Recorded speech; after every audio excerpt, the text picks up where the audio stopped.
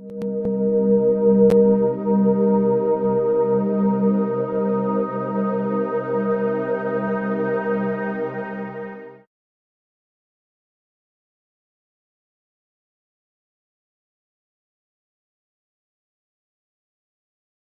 is actually unmute my microphone. Sorry about that. Welcome again to the Alliance Against Seclusion and Restraint live series. My name, of course, is Guy Stevens. I'm the founder and executive director of the Alliance Against Seclusion and Restraint. Started the Alliance Against Seclusion and Restraint really about three and a half years ago to raise awareness about the use of restraint and seclusion in schools across the country. Of course, it's about much more than that. It's about restraint, seclusion, suspension, expulsion, corporal punishment.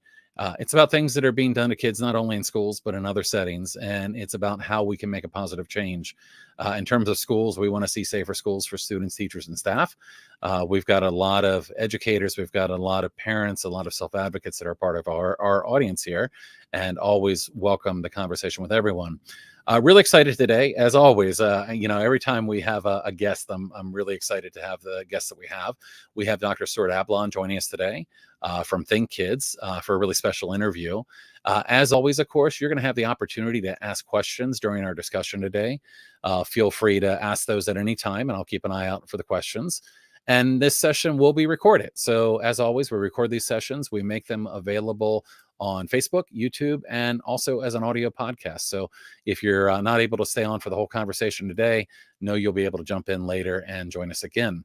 So with that, let me go ahead and introduce to you our special guest that we have here today.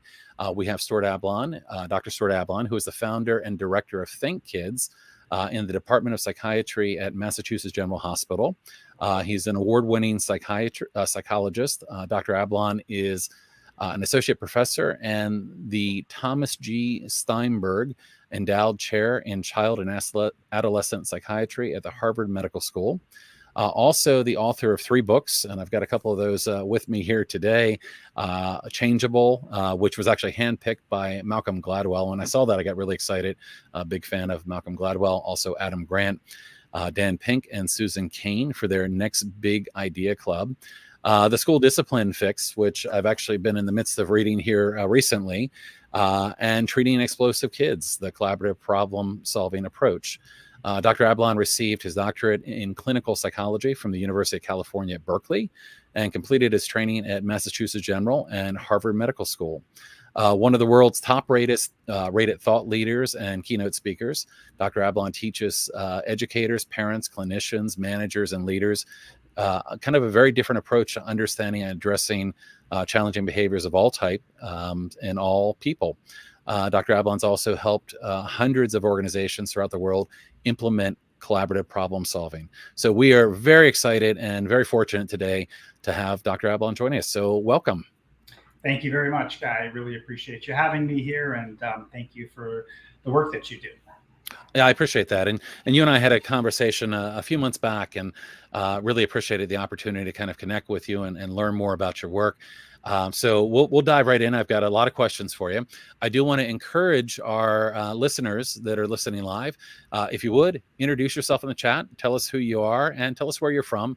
It's always fun. I was telling Dr. Ablon that we often have people from all over the world.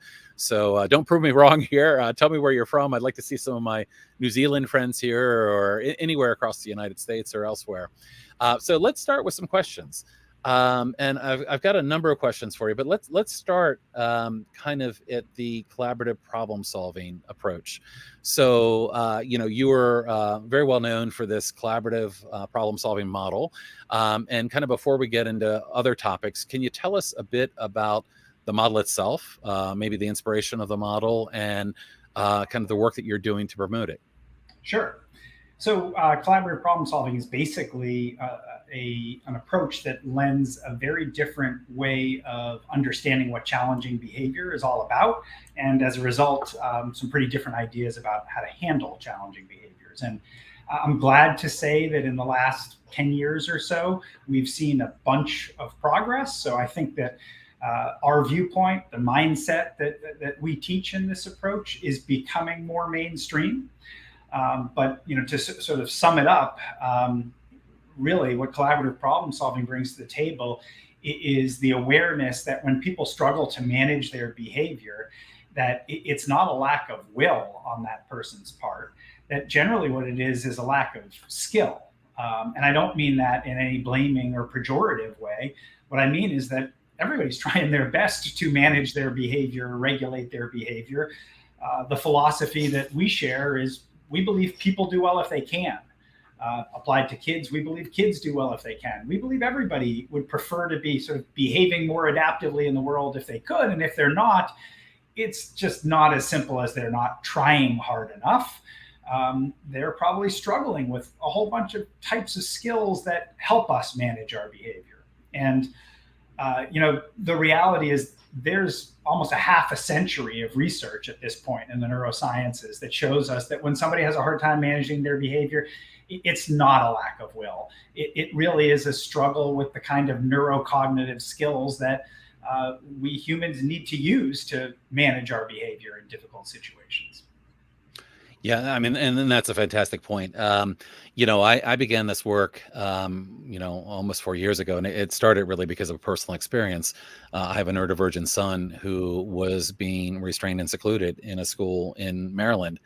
And when it came down to it, not only was the school not really following the law in terms of restraining and secluding him, they were not really supporting him in a way that was helpful. And, I agree with you. I think that there's certainly been, a lot of great progress in terms of getting people, even more broadly, to look at neuroscience and to look at some of the advancements. But, as we look across our school systems today, here in 2022, there's still a lot of emphasis on behaviorism. So there's a lot of emphasis on models that are really broadly based on reward and consequence. So very typically, when a kid's having a difficult time, that may lead to a situation where a behavioral assessment is done. An adult kind of comes up with a theory. They may look at the functions of behavior and say, well, are they seeking attention? Are they trying to avoid something? Right. And then from there, the adult comes up with a theory on how to address the behavior. And the thing missing, of course, from that process is what? It's the child. And very often, those approaches seem to be not working for the kids that really need help the most. Right. So knowing that that's, so prevalent in a lot of our schools, and I love the point you made that all people do well if they can, right? So we often say the same, teachers do well if they can. So what do we need to do better? We need those skills. But how do we, even though we're making progress, knowing the prevalence of those approaches, how do we affect that kind of change? Well, so, I say we're making progress, I think, philosophically, making sort of the shift from realizing that this is not simply a lack of will or desire, but that actually has to do with skills. That shift in mindset from sort of feeling like kids or people do well if they want to people do well if they can, I think that's where we're seeing progress. But I would agree with you that, school discipline is still really archaic. I mean, it has not changed a ton, despite using sort of different language and terminology. As you point out, when kids, exhibit pretty challenging behaviors at schools, we tend to fall right back on pretty conventional approaches. And as you pointed out, I think partially it's because it's written into the law. I mean, when if you're going to have a functional behavioral assessment done, because the kid's exhibiting pretty high level behavior, most of those, give an educator only one of two choices, which is what is the function of that behavior? Is it to seek to avoid things or to sort of get things? And we need to have those laws updated with what we know, those regulations from neuroscience, because what we know is it's just not as simple as a kid is looking to get things or avoid things. It's that they might struggle with a whole bunch of skills related to problem solving, flexibility, frustration tolerance. Mm-hmm. And the problem with limiting your options to they're trying to get stuff or avoid stuff is that sends you right in the direction of those more punitive interventions that you mentioned. And if we're going to open the door to other interventions, we have to embrace other explanations for what the behavior is all about. And, this is not sort of somebody's viewpoint like mine. And this is well proven by science at this point. The notion that kids are behaving poorly just to get things and avoid things, that it's been disproven. Like most forms of conventional wisdom, it's been disproven. But now it's time to update. Okay, well, what is the more accurate way of viewing these behaviors? And as a result, what does that tell us we need to do? So you mentioned kind of the negative consequences, and in my experience, and I know that you share this as well. It's not only the negative consequences; sometimes it's the positive rewards that are often offered to kids. So it becomes a matter of a kid's having a hard time, so we think it's a matter of motivation. So we offer either an incentive or a consequence. And I'll tell you, I fell into that trap early on. When educators would say, well, what kind of things does your child like? What kind of things might we offer as Right. rewards? And what I learned very quickly was that some of the most difficult days we ever had came around a situation where my son thought he had earned a reward that he did not earn. Right. And what I really came to realize was those rewards were not really motivating him. It gets back to what you were saying about kids being able to do well if they can. Yeah, well, and look, I got to tell you, many places these days tell me that they only use quote unquote positive discipline. And they'll say, we don't do punitive things. We don't use consequences. We just use rewards. I got to tell you, that's heavy duty marketing, because it's just not, you can't do that, because to your point, I mean, if you offer rewards and some students don't earn those rewards because they lack the skills to be able to regulate their behavior to earn the rewards, that's a consequence. When other kids get to have good behavior Fridays and different things like that, and certain students don't, that's a consequence. So rewards and consequences are flip sides of the same coin. You sort of can't get away from them. But yeah, look, I'm always carried back to Alfie Cohen's work, kind of saying, rewards and consequences, they're really, like you said, the same thing. And I mean, what research seems to indicate is that they're good at one thing and one thing only, and that's what short-term compliance. It's not really about helping kids develop the skills or the motivation to do well. So this is, a point when I work with schools. One of the things I like to point out to folks, because I think, unfortunately, sometimes people think that in our work we are sort of overly critical of reward and consequence-based approaches. And I like to point out to people, I'm actually not critical of those approaches. I'm critical of us using them for things they were never intended to be used for, and then being surprised when A, they don't work, and B, they make matters worse. Right. Because, these things came out of operant psychology.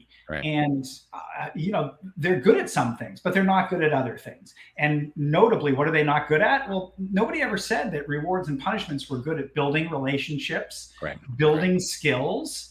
Nobody ever said they were good at helping people stay calm and regulated. I mean, actually, whether it's the promise of a reward or the threat of a consequence, both of those things are inherently dysregulating. They sort of activate our stress response. So, the bottom line is, look, as you mentioned before, educators do well if they can. I don't blame educators for using school disciplinary approaches. It's what they've been told to use.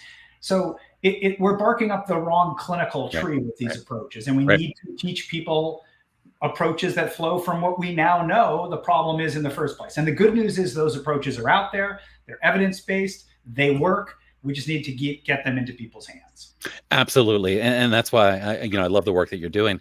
I don't know how you feel about this, but I find myself somewhat just blown away by the fact that a lot of what's happening in a lot of our schools today is really based on 1930s and 1950s behaviorism. It's operant conditioning, despite the fact that in the 90s, we had this decade of the brain. We had an explosion of knowledge about trauma, about the way the brain works, about neuroscience. And we're still lagging decades behind. And like you said, I don't think it's the fault of people that are, trying to support and help kids. But wow, we really need to do more to get these systems. We do. And when you look at other things in the world, whether you look at sort of medical interventions or other things, we're following a similar pattern, which is once conventional wisdom gets disproven and people open their eyes to a different way of thinking, there is a gap. There is a lag between that time and when people's actual interventions begin to flow from the updated information. I'm hopeful. I'm hopeful we can get there. I'm seeing progress, and as I mentioned, we just got to get things into people's hands. I mean, I remember, Guy, I was thinking about this in advance of our discussion today.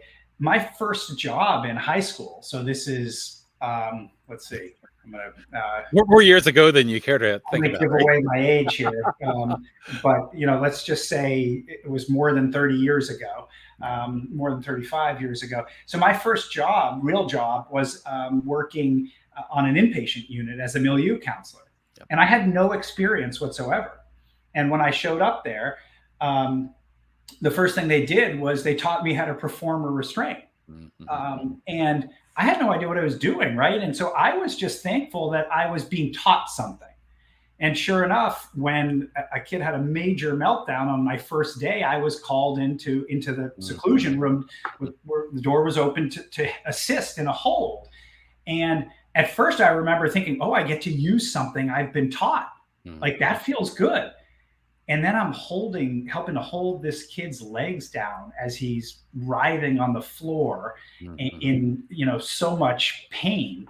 And I left there. I remember my first day, I had about a half an hour drive back home. And I thought to myself, like, something is wrong here. Right. This is not okay. And yet it's what people were taught to do. And it made me think, people need something. You can't just tell them not to do stuff. People need something. We got to give them something else. And again, as I keep saying, there are other things, concrete tools that we can use that are proven. And so it's all about information access and then, frankly, training. Yeah. What's really interesting to me is kind of getting into the, kind of the brain science and trauma, is understanding the impacts that these high level interventions like restraint and seclusion have, understanding that every time a child goes through something like this, that they are further traumatized, that they are more likely to be hypervigilant, that they are more likely to have behaviors. And, also thinking through the adult perspective on that. I think that, one of the things that we find is adults that use restraint and seclusion more are more likely to use it the more they do it, meaning that the more they are doing it, the more they feel unsafe, the more likely they are to go to these interventions. And you create these cycles where they really perpetuate, when in fact, like you said, there are other options. And I think that the goal is really, how do we promote those other options? How do we make people aware of the better things that they can do? But there's often a lot of resistance to that. There's this kind of thought that, well, what else do you expect me to do? I mean, what should I do in this kind of situation? But, certainly we have, as you mentioned, kind of evidence-based approaches that have shown results in terms of reducing punitive approaches. Yes. No, I mean, look, every time we implement collaborative problem solving, it's one of, our research director tells me, because she's very careful to make sure that, what I suggest about our research findings is entirely accurate. And it's the one thing that we can almost guarantee. Every place that implements with any level of fidelity, we generally see a 70 to 80% reduction in things like restraint and seclusion. And in some cases, we're able to completely eliminate it. So, this can be done, but again, it takes training, it takes awareness. But if you get the right tools into people's hands, they can pull it off. And what's really interesting about that is that we often have a tendency as a society, to put all the blame and all the responsibility on the child who has the least amount of skills, the least amount of experience. And it's all about what the child's going to do to fix the problem. But, as this work demonstrates, it's very often the changes that are made in the culture, in the training, in the adults and their responses that really cause the difference. Well, absolutely. And look, one of the things we got to be clear about is that, that term of sort of dysregulation I used before. Dysregulation is contagious. So if you have a kid who's starting to get dysregulated and an adult who's supposed to contend with that, the chances of the adult getting dysregulated right along with the kid are pretty high. And when we adults get dysregulated, we lose access to the smart part of our brain too. Right. And that's the big challenge, because then all that good information and trainings and things like that can go out the window, which is why I think more than half the battle when working with kids who struggle to manage their behavior is keeping the adults around them, parents, educators, direct care staff, keeping us adults regulated. Because if we are regulated, we have a much better chance of doing what we know is helpful and what can regulate the child. Absolutely. I of course, as you say that, I think, and I know, As I recall, you've worked a bit with Bruce Perry as well, and Bruce Perry's in my head here, like talking about emotions being contagions and all of that, and it's all of it, right? I mean, I learned that as a parent as well, and it was transformative. It was transformative to me to really process the fact that the way I responded to a situation had a tremendous influence of whether that situation went off the rails or was something that we could resolve fairly easily.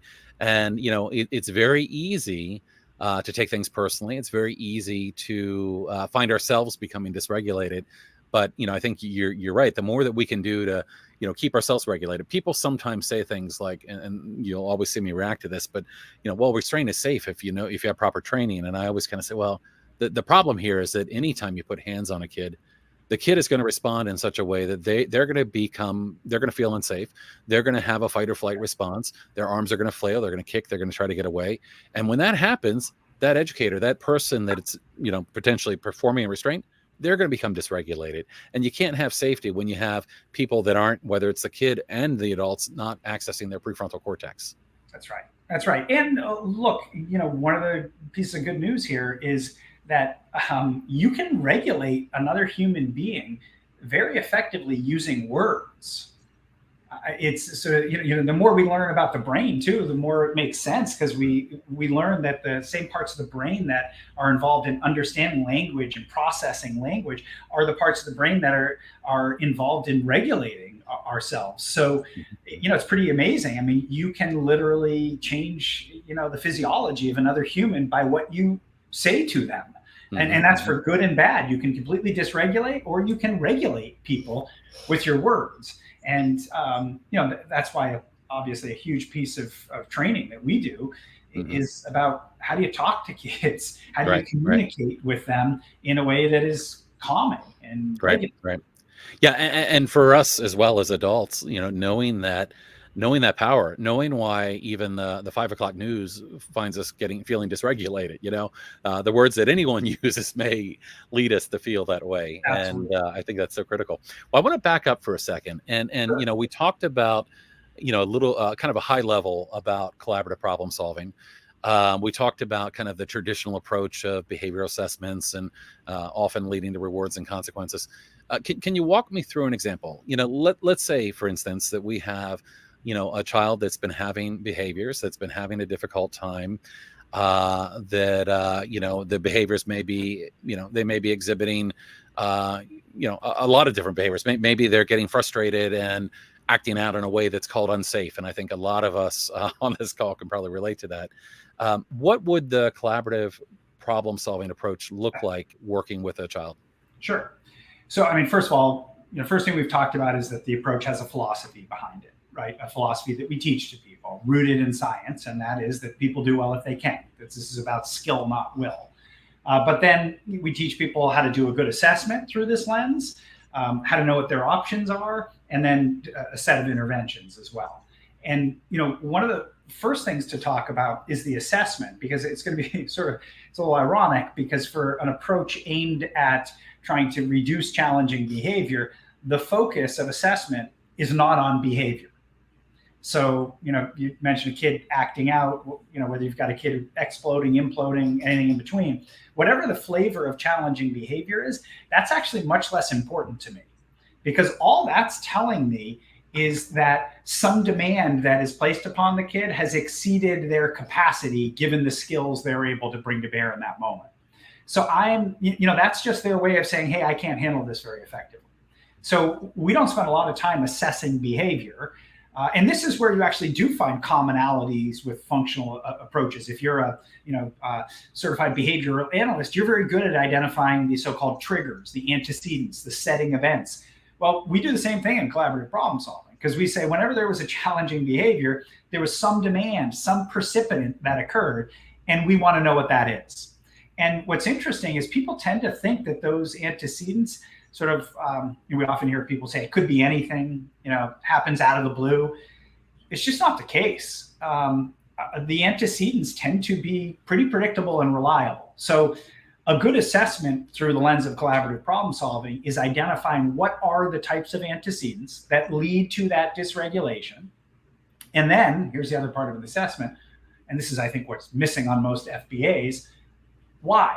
What skills is that kid struggling with in the moment, that if they were more skilled at utilizing those things, they'd be able to handle that antecedent better. And this is where we follow the neuroscience, because what do we know? We know the kids who have trouble managing their behavior, yes, as Cheryl's putting in the chat there, have lagging skills. And where do they have lagging skills? 5 primary domains: language and communication skills, emotion and self-regulation skills, attention and working memory skills, cognitive flexibility skills, and social thinking skills. So those are the areas that we look for. And once we're able to identify, here are the antecedents, they're predictable, here are the types of skills that a kid struggles with that make those antecedents, then you're in a very different place when it comes to knowing what your options are and what the interventions are going to look like. And what might the intervention look like? I mean, can you walk us through a little bit about, one of the things, of course, that I love about this kind of approach is that it is collaborative. You are working with a child. And so often, so many of our programs are about doing things to kids versus, collaborating with them. What does that look like? So what does it look like to kind of problem solve with the child? Yeah. Well, first of all, a few things. In collaborative problem solving, problem solving with a child is only one of 3 options that you have in the first place. Because if you identify the antecedent and you know that that's likely to trigger the kid, you've got options. And one of those options is to try to make the kid comply with your wishes, which tends to lead to dysregulation. One of those options is trying to problem solve together with them, which is what you're mentioning. But you also have another option, which is to decide to try to remove the expectation in the first place, to decide, this may be less important right now, given the fact that it triggers the kid. And I can't tell you how many, for instance, inpatient units we've worked with where they've been able to remove some expectations temporarily because they're just not that important to pursue during the course of the stay there, that have led to dramatic reductions in the need for things like restraint and seclusion. So, there are multiple options, but the option that you're mentioning, where you actually engage in collaborative problem solving with the child, that's a structured process. And it begins by trying to understand the kid's concern or perspective about the situation, which is not something we adults tend to sort of do reflexively. Particularly when we're not wild about how the kid is behaving, we tend to run with our perspective, our point of view, our solution, what they need to do. And this process is about slowing down and trying to understand where the kid's coming from. What's hard for them about a situation, what their concern is, what their perspective is, before we share our adult perspective or point of view. And what I like to say to people is, you're only doing collaborative problem solving when you have 2 sets of concerns on the table, kids and the adults. If you just have the kids' perspective on the table, you're not doing collaborative problem solving. If you just have yours, you're not doing collaborative problem solving. So it's getting both sets of perspectives on the table and then inviting the kid to problem solve together with you. And very importantly, giving the kid first crack at solutions as well. And we can give some examples, Guy, but I want to point out something. Those ingredients that I just described, there's 3 ingredients of this process. The first ingredient we call the empathy ingredient, where you try to understand the kid's concern or perspective. Right. The second is the share ingredient, where you share your perspective. The third is where you're inviting the kid to collaborate with you, to find a mutually satisfactory solution. Those 3 ingredients are important that they're done in that order. You referenced Dr. Bruce Perry's work earlier. He and I do a lot of teaching together. One of the things he talks about is you got to regulate somebody before they can relate to you, before you can reason. Yeah, I'm seeing my my Bruce Perry brain there. Yeah. Regulate, relate, reason. Well, look what we just described in those 3 ingredients. The empathy ingredient is where you regulate. Being heard, being empathized with is regulating. The second ingredient, where you're sharing your concern alongside theirs, that's where you're relating. And the third ingredient, when you say, all right, let's see if we can figure out a solution to this problem now, that's when you're saying, hey, can we reason together? Can I talk to your cortex? Because your cortex might be open for business. Now that we've regulated each other, we're relating. Now we can move up the brain in that third ingredient. And then the hopeful outcome then is that if you're collaborating together, that you come up with a solution that satisfies their concern and your concern, and that you've got a starting point. Now, I love that you kind of talked about the other plans as well. And my reflection is that, well, Plan A is seldom the best choice, but Plan C is sometimes a reasonable choice. And I think the other thing that you were talking about that kind of stuck out to me. Sometimes we need to review our own expectations. So sometimes we may have an expectation, and maybe this is not the time or place for that expectation. So, even reflecting on the expectation to say, not only, I always think about Plan C kind of because it's not that it's not necessarily not important, but it may not be the thing that's critical right now. So, oftentimes kids might have several things that they're having challenges with. And, again, I always think it's really important to kind of weigh our own expectations and make sure they're reasonable, because sometimes these things are just power struggles. That's right.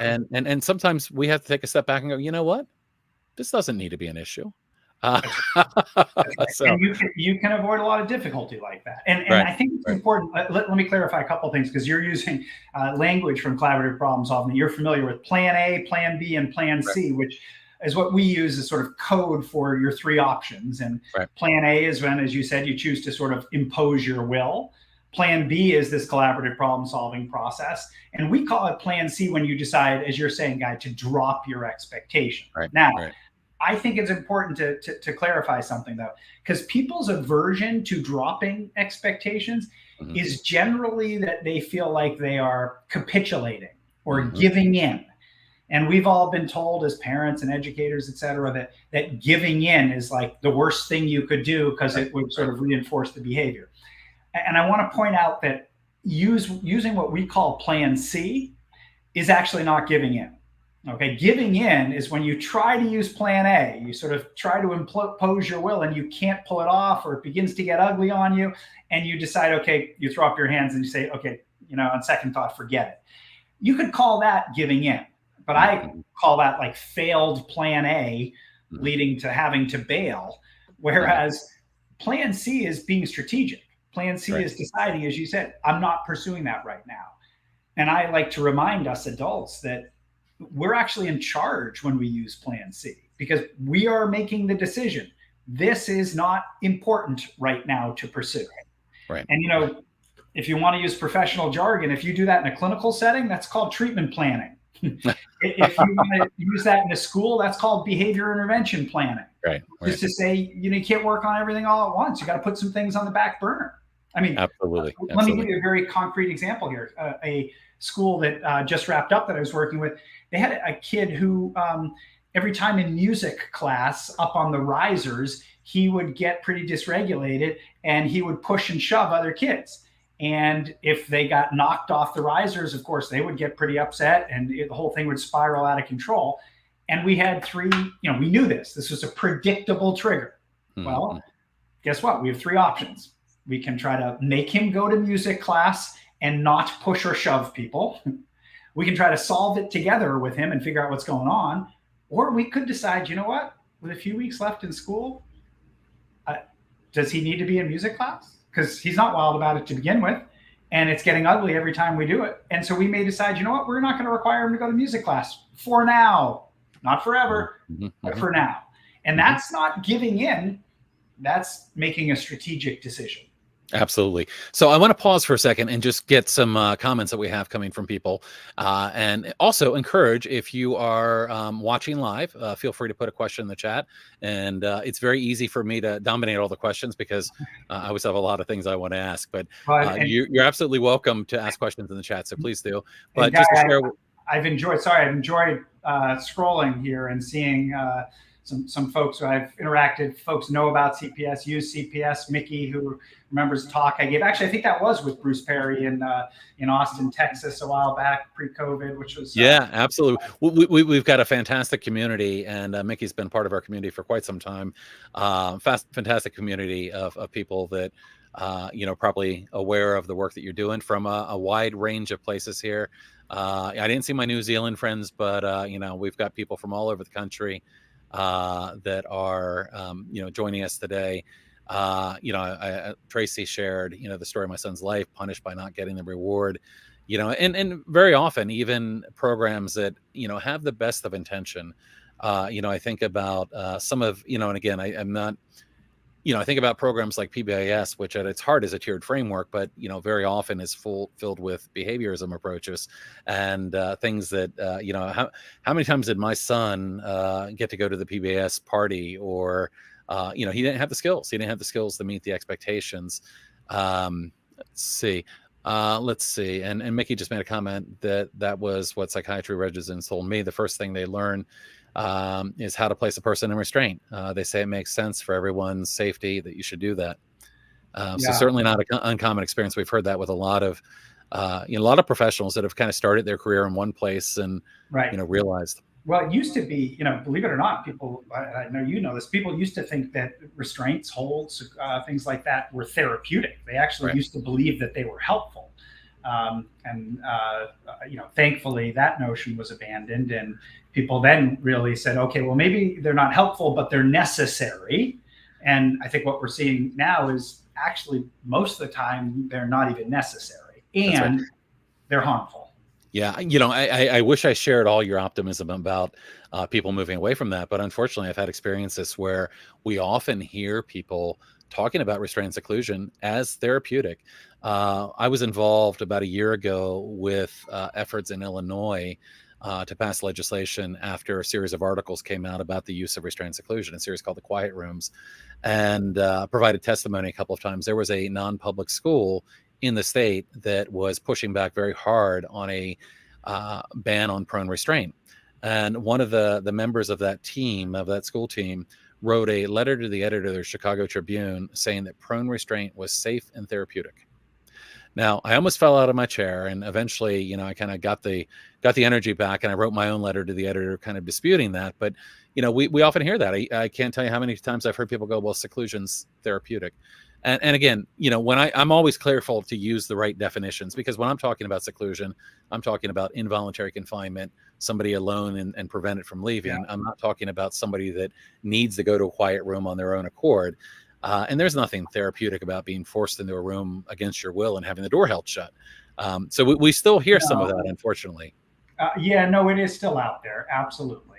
Yeah. I think we've made progress, but it's still out there. And look, one thing we haven't mentioned yet, Guy, is that the overwhelming percentage of kids who are subjected to these punitive and restrictive interventions are kids with trauma histories in the first place. And there's also, incredible disproportionality around along race lines when it comes to punitive interventions as well. So there are just so many reasons that we need to work to reduce these things. And again, we can, because we know how to, if we can get it to people. Yeah. It's interesting because you're absolutely right. And we talk about that a lot, that, 80% of the restraints, according to federal data, kids with disabilities, 77% of the seclusions. I look at that and honestly, I see a civil rights issue. I also see a failure to meet children's needs. So whenever I talk to a parent, or even a self-advocate, when I hear about a kid that's being restrained or secluded, what I most commonly really see is a kid that's not having their needs appropriately met, and that leading to frustration, that leading to situations that escalate, that leading to kind of control and compliance approaches, and that eventually leading to things like restraint and seclusion. And look, I think, as we've said several times, it's really important to keep in mind that the vast majority of people who are performing things like restraint and seclusion, they prefer to be doing something else if they knew what else to do. Educators, parents, direct care staff do well if they can. And just telling people not to do it, if it works, it only works in the short term. To be sustainable, you actually need some kind of model approach techniques, something for people to hold on to make this desire to not use them actionable. Absolutely. And at the Alliance, we do a lot of work around both legislation, but more importantly, education, which is what we're doing here today, right? We're trying to inform people about the other approaches. Because in my mind, while I support legislative change, I'd love to see the Keeping All Students Safe Act passed. That would ban the use of seclusion and prone and supine restraint. It would bring funding into the schools to allow them to bring forward better approaches. But I had the opportunity to testify on that back in January, I guess it was, to a congressional committee. And I was asked by Congressman Beyer kind of what I thought was most critical about it. And it's not so much about the ban to me as it is about, how do we get funding to schools so that they can find the alternatives? Because if we put a law in place that says you can't do this, unless we provide people with a better thing to do, we could see worse things happening. We could see increased referrals to law enforcement. We could see kids getting placed in more restrictive environments. So I'm 100% with you. It really is about how do we get to people better ways of supporting kids and themselves ultimately. Somebody had asked or brought up something about collaborative problem solving and collaborative proactive solutions. And of course, I think I've done good so far, and I don't think I've interchanged the titles, but I know both programs. So sometimes collaborative problem solving, collaborative proactive solutions.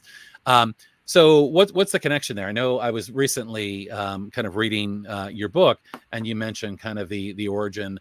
What's the connection between those two things? Sure. So collaborative problem solving is the approach that we teach at Think Kids at Massachusetts General Hospital in Boston. Collaborative proactive solutions is taught by Dr. Ross Green, who he and I worked together many years ago for many years. And we went our separate ways back in, I think it was 2008 or 9 or something like that. We had been running a program together at Mass General at the time. And so these are related approaches that come from sort of the same roots, but have sort of grown out in different ways at this point. And at Mass General Hospital, Think Kids, we partner with organizations all around the world, schools, other places, to teach them the approach, but also to help them to implement it, because I think it's very important that we be clear that training people in an approach usually doesn't stick. What I call spray and pray training does not take. And it's actually a big problem in our schools because we have limited professional development time and dollars. And if we sort of use them on spray and pray training, it unfortunately doesn't work. So we spend a lot of our time helping people implement the approach, but also teaching it to parents and all kinds of other folks. Okay, well. So let's dig into that a little bit, if you don't mind. Sure. Tell me a little bit more about Think Kids, and a little bit more about the work that you're doing in terms of training for parents and educators. I think that in my mind, this kind of approach is beneficial in both kind of a home setting and a school setting, right, and even more so when we have some consistency. Right. If we have families and parents kind of following the same approaches that our educators are following, wow, what a great world that can be, right? You got it. Well, I think it's one of the great things about the approach. I mean, it started, referencing my work with Dr. Green originally. Way back when we were both at Mass General together, the first study of this was an outpatient treatment study with families. And during that time, then a nurse manager of a local inpatient unit came to us and said, "Hey, I know this is sort of a parenting approach, but could you use this in a milieu setting?" Then we started seeing dramatic reductions in restraint and seclusion, and other units were using, and then residential treatment programs, and then schools. And so it's the same language, same philosophy, same process, with obviously some tweaks in terms of where you're applying it. But as you're saying, Guy, one of the beautiful things is the more consistency across settings that there is, the more opportunity for practice and skill growth there is. Because, whenever you're talking about building skills, things like flexibility, frustration tolerance, problem solving skills, you're actually talking about changing the brain, literally. I mean, to build new skills, you have to build new neuronal pathways in the brain. And look, we know these days, basic principles of neuroplasticity, of how you change the brain, they tell us that it's all about repetition. So, if the only person who's sort of doing collaborative problem solving is Tuesdays at 4 in the therapy office, it's not going to take. Right. The people who need to be doing it the most are the adult caretakers, parents, educators. They're the ones who are around the kids enough who can help the kids practice enough to actually build new skills. So it is a real benefit that you can apply this across settings. Mm-hmm, mm-hmm. What might it look like? So, we work increasingly, because at the end of the day, we want to see a reduction in restraint, seclusion, suspension, expulsion, corporal punishment, all these things that are often being done to kids in the name of behavior. And, we have the opportunity sometimes to work with boards of education or school systems that are looking to move away from these approaches. Can you describe to me a little bit about what does it look like if Think Kids were to work with a school that was trying to reduce their use of restraint or seclusion? What would that training look like, kind of at a high level? What might you do as part of that? Yeah, sure. Well, first, what we do currently is guided by attempts to do it as well as we possibly can over the last 20 years and sort of learning the hard way. And I think learning the hard way, the lessons that are now being demonstrated by this whole burgeoning field of implementation science, which we ought to pay attention to. There's a whole area of scientific inquiry and research that shows us if you want to implement anything in a school or any other kind of organization, what do you need to do? And so, these days when we partner with schools or districts, we try to reflect those best practices. Mm-hmm. And, at a high level, what does it look like? You have to have leadership buy-in. Otherwise, it's not going to take. So we provide a lot of consultation to leaders of schools about how they can help move this forward. You also have to have some internal champions. You have to sort of create these culture carriers. So we work very hard to create experts within the system early on before we then roll out training more broadly, so that there are those champions and those experts internally who can support the practice. And then, I think a couple other big lessons. You can't just train, you have to coach people on a regular basis so that they get a lot of feedback about what they're doing. And you should use data to sort of drive the process and see, is it working? Is it not? Where's it going well? Where's it not? How can you tweak it? And, being a part of a big research hospital, we study everything we do deeply to sort of try to guide those things. And the last thing is, whenever we partner with schools, we have our eye on how do we create a team of people who are certified in the approach and certified trainers, mm-hmm. so that they can carry the work on. Because again, it's just really sad when people put a lot of time and energy into something, get some results, and then, priorities shift, leadership changes, a couple people leave, things like that, and it sort of peters out on you. And so for sustainability purposes, you've got to have those local, again, experts and trainers in-house who can keep it going. Mm-hmm, mm-hmm. On that note about data, this is something I'd love to follow up with you about, but do you have data that's accessible from school systems that have used the model? Because one of the things that we're always trying to do is show people, here are models. Do you have data that's accessible that can be, because one of the things that we want to do is we want parents to know that there's models out there. When the parents begin to get questions, it's really helpful to be able to provide that. Do you have case studies or data? Yeah, absolutely. I mean, if people go on our website, which is for Think Kids, thinkkids.org, there's a research page that you can click on, and it answers all the questions and shows you where, all the papers that have been published, and points you right to the data. And for parents also, their parents can get training right there. I mean, the nice thing is that, one of the few silver linings of the awful pandemic is we had to learn how to teach people remotely. And we learned how to do it very effectively. So we run parent classes in collaborative problem solving for people all over the world. Mm-hmm. And people can just join in by Zoom. So parents can learn it very easily as well. What kind of commitment is there in terms of a parent going through the training? What kind of hours, things like that? So our parent classes are 8 weeks, Okay. an hour and a half session a week, Okay.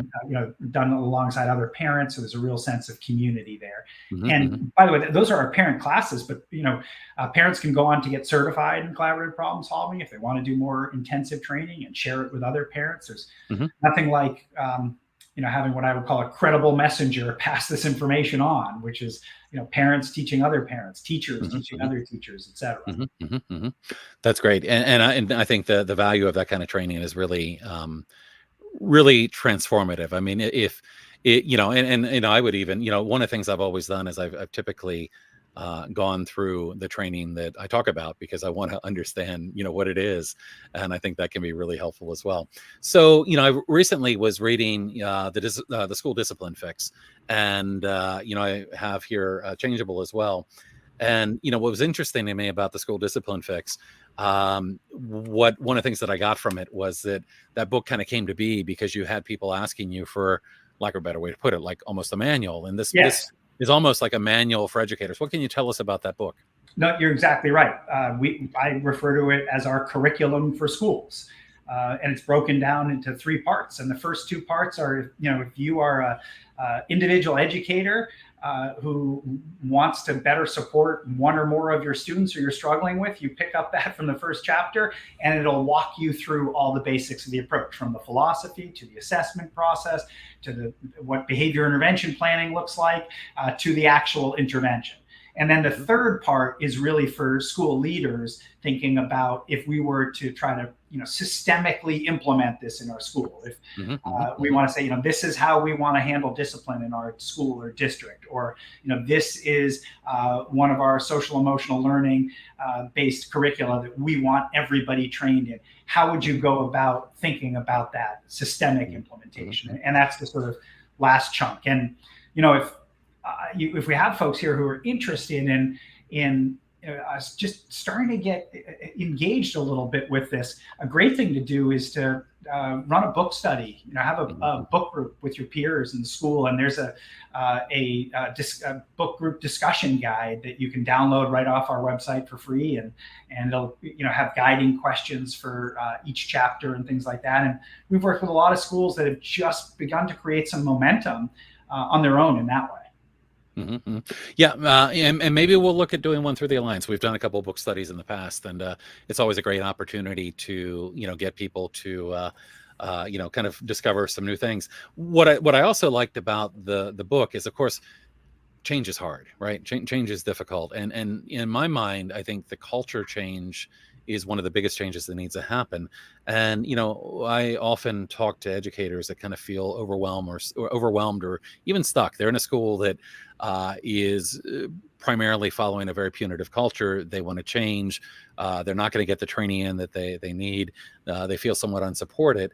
But a book like this gives somebody the opportunity to really, kind of begin this in their own classroom. Sometimes we don't need to make this total system change at once. Making a change in a classroom can really be a big thing. And this can really be a guidebook for doing that, right? That it's a great point. I'm so glad you're making it, Guy, because there's so much of our conversations focused on sort of larger scale societal change, systemic change. But you can make just an enormous difference and literally change the developmental trajectory of a kid's life with one adult intervening in a very different way. And, we know this from the resilience literature, that it's the one commonality in kids who've demonstrated remarkable resilience under very difficult circumstances is they point to that one adult. And oftentimes it's actually a fleeting relationship, but that one adult who saw them through a different lens, who built a helping relationship with them. And so you're so right. One student at a time, one kid at a time, one educator at a time, pick up the book. There are a bunch of free resources right on our website. You can, watch an hour and a half, recorded training to begin to get engaged. There's a lot you can do on your own, even if you don't have systemic support. That's fantastic. I really appreciate that point because it can be difficult. But, I'm a big believer that wherever we can make a change it's progress. So, if you're able to make a change in a classroom, that's so many kids that are going to have a better experience. If you can make it in the whole school, fantastic. That's more. If you can make it at a district level or state level, that's all great. But anywhere we can make a difference is a really positive thing. And, again, if you're a motivated, educator that has been looking for a better approach, you've really got kind of a guidebook here that says, here's what it would look like. Here's what you could do. And sometimes we see, not always, but sometimes we see that educator, then people begin to notice, and they can become kind of thought leaders in their school and might be able to bring forward a program like That's this. exact. I was going to say the same thing, Guy. I think about where some of our work has really spread. And I remember actually the first hospital unit in Oregon, Portland, Oregon, that implemented our approach and eliminated restraint and seclusion. And they had programs that were sending them kids, and they would send them a kid who they'd been restraining on a daily basis. And the kid was ready to be discharged in a few days. And they said, well, how could that possibly be? We're restraining him daily. And they said, we haven't had a restraint, the whole time he's been here. And they said, well, what are you doing? And they said, well, we're trying this different approach. And they started actually hosting like brown bag lunch groups that were open to the community if you want to learn about this. And it created this massive, widespread implementation where collaborative problem solving is all throughout the state of Oregon at this point. So you literally show a little success in one place, and then when people are curious, be eager to engage them and share what you've been doing. And it's amazing. I mean, you can really light a fire. Yeah, absolutely. So I want to get a couple questions, and I know I promised to have you out of here by 4:30, so I'll keep my promise there. But a couple of questions here, real quick, and let me just kind of look through to see what we have here. All right. So this was a question about how do we get CPS in our preschools? Have you worked with preschools? And okay, can you tell us a little bit about that and a little bit how I mean, I would think that even I would think that things may work in a very similar way in terms of, whether it be one person getting training or an entire system getting training. What's your experience been? Well, so first of all, the earlier the better, right? Because if you're thinking about this as a struggle with skill, not will, and if you're talking about lagging skills, well, early on in school, that developmental lag is going to be small relative to, if we don't get to this till high school. So it's sort of ironic because a lot of high schools come to us because, big kids, big problems. They've got a lot of issues that are pressing. And I wish more preschools came to us because you can intervene more effectively earlier on and close that developmental gap. But we do work with some preschools, and the reality is, just as you said, it's the same process. It's just the nice thing, I'll be really honest with everybody here, is in preschool, kids are still really little and cute. And as a result, adults are able to summon more empathy for them by and large when they're exhibiting challenging behavior. So we actually find we get traction very easily in preschools if we get access to preschool teachers to train them. Mm-hmm. Yeah, again, I think so much of the shift needs to happen in the caregivers and the educators in terms of, I mean, again, we think about a very young child, and if we look at the data, the most often restrained and secluded kids are 5, 6, 7, 8 years old. These are kids that often don't have the developmental capacity to meet the demands that are placed on them.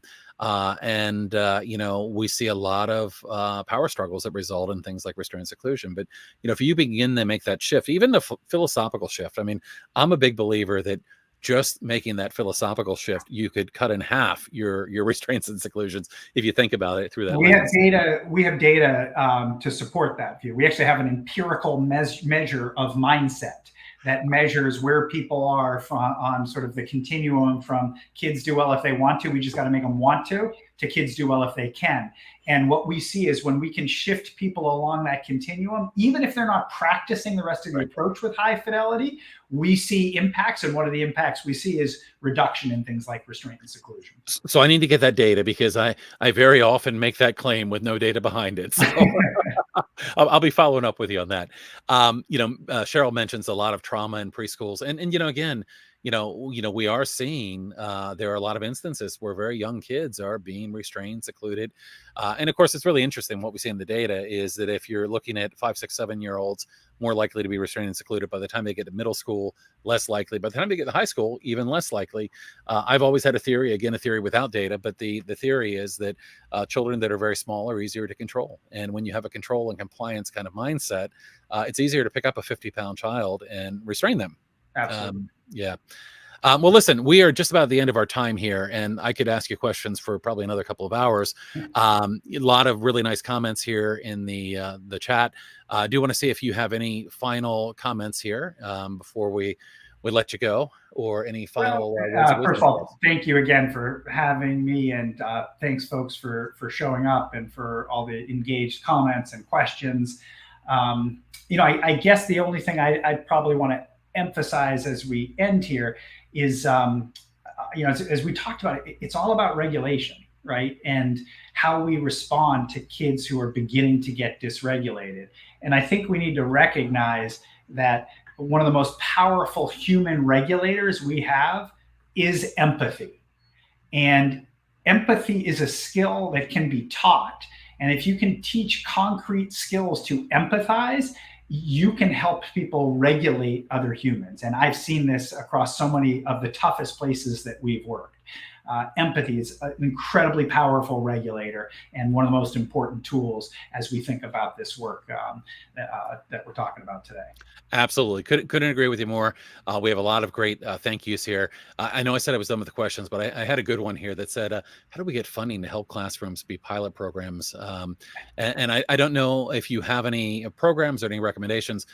We were able to get funding at one point to help do a pilot program, and maybe we can work with Think Kids at some point. But are there any programs out there, or are there scholarships available for parents, or So first of all, I wish I knew the answer to that question as well, which is what we are constantly trying to figure out, which is where can we get funding to be able to continue this work and to lower the barriers to access for it.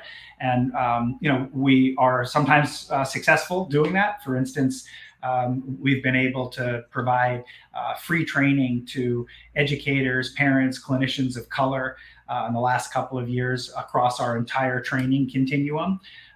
We're constantly looking for ways that we can fund these things, but always eager for suggestions if folks have other ideas of people that we could align with. Because, I keep saying it's all about just getting it out there. And collaborative problem solving is one of the evidence-based approaches. There are others as well. We just gotta get it. Absolutely. And to my, my feelings on this, and are, at the end of the day, I don't care what else you're doing. I mean, there's a lot of great approaches, the neurosequential model for education, the collaborative problem solving, collaborative proactive solutions. Mona Della Hook has some fantastic work, but there are options, and any of those is going to get us in a better place.